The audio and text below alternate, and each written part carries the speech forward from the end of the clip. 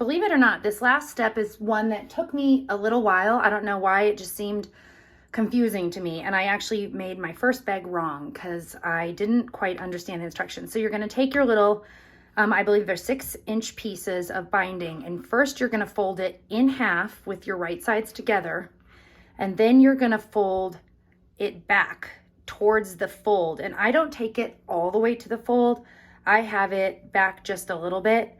And you're gonna flip it over, fold that piece back towards the fold so that you end up with a piece like this, where the folded edges are together, and you're gonna stitch at 1/4 inch. Just don't do more than 1/4 inch, so just barely shy of 1/4 on both raw edges.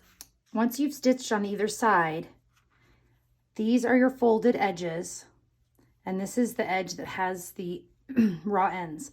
I trim along each end right there just to reduce bulk. And then you need to use something that has some type of a pointed end. This is probably one of the harder parts. And you're just gonna put it here and you're gonna turn it inside out. You have to be careful. This is not what I normally use, this little purple thing, but it's what I have. Oops. And so you just kind of work it inside out to where you get the little corners poked out. And then I use this, and when I get to my ironing board, I kind of pull the edges nice and tight, and I iron both sides. And then you're gonna end up with a little tube like this that has an opening. And since I used a wider zipper, these don't actually fit. They'll fit a normal zipper like the ones you used on the inside, but they don't fit this wider zipper. So you have to cut your binding strips 2 inches wide, which is what I have here. So this one's sewn, it's turned inside out. I try to, when I'm gonna slide this in, I try to have those seam allowances underneath. So I take my zipper and you just kind of slide it in.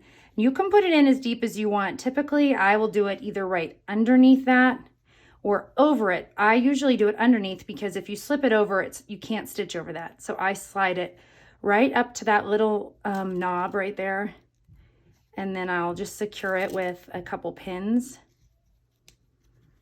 And then you're gonna stitch. I stitch over it twice just because I think it holds it nice and secure. When you go to put it on the end that actually has the zipper pull, I will slide usually one in and then the other.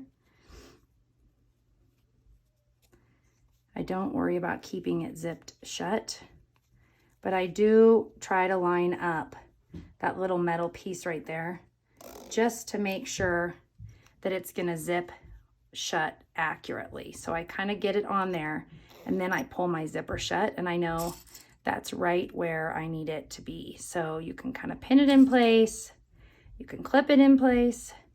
Either way, you're ready to go. Okay, our bag is coming along. All we have left to do is stitch down these tabs. So the easiest way I have found is you make sure it's all the way opened up. And then you're gonna take your tab and you're going to put it down. So you wanna, I guess I could show you first. If it were to be zipped shut, it's gonna go like this. You're gonna zip it open. That way you know you have it down there correctly. And on your bag, I just spread the bag open.